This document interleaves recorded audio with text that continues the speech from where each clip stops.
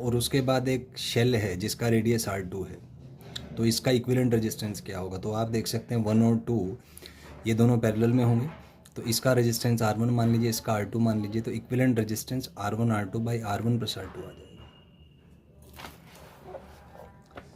Next is एक question है कि एक रोड है जिसका एक एंड T1 पे है, दूसरा एंड T2 पे है, और ये सिस्टम स्टडी स्टेट में है। स्टडी स्टेट मतलब heat flow input is equal to heat flow output है, मतलब रोड के हर पॉइंट का जो टेम्परेचर है वो कांस्टेंट है।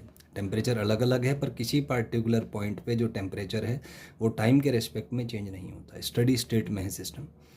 तो in steady state H1 is equal to H2, heat input is equal to heat output. तो हम एक क्रॉस सेक्शन लेते हैं जिसका टेम्परेचर T है।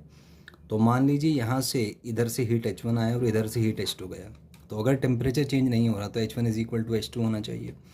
तो इस क्रॉस सेक्शन पे हम फोरियर रूल लगा देते हैं, तो हीट 1 हो जाएगा K1 T1 minus T by x यहाँ से, और इसके लिए हो जाएगा K8 T minus T2 by L minus x. इनको सॉल्व करेंगे तो फाइनली जो एक्सप्रेशन है वो आ जाएगा T is equal to T1 minus x by L T1 minus T2। अगर हम टेम्परेचर का एक्स के साथ ग्राफ बनाएं तो ये इसका स्लोप नेगेटिव होगा, इंटरसेप्ट पॉजिटिव, तो ऐसा एक ग्राफ आ जाएगा जहाँ पे टेन थीटा आप निकाल सकते हैं T1 minus T2 by L से। ये है एक, इसमें और शॉर्टकट डिस्कस करूँगा। मान लीजिए आपको दो स्लैब्स दिए हुए हैं, एक के पैरामीटर से K1 A1 L1, दूसरे के K2 A2 L2। तो जो इसका इक्विलिब्रियम टेम्परेचर होता है वो इसी को डिराइव करके आया है, यहीं से H1 is equal to H2 ले लीजिए।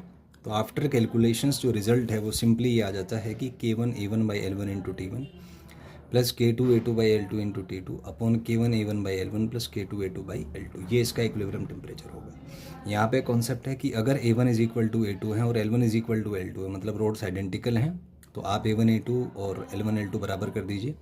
तो ये final answer K1 T1 plus K2 T2 by K1 plus K2 आपका आ जाएगा। I hope you get it. Thank you and have a nice day.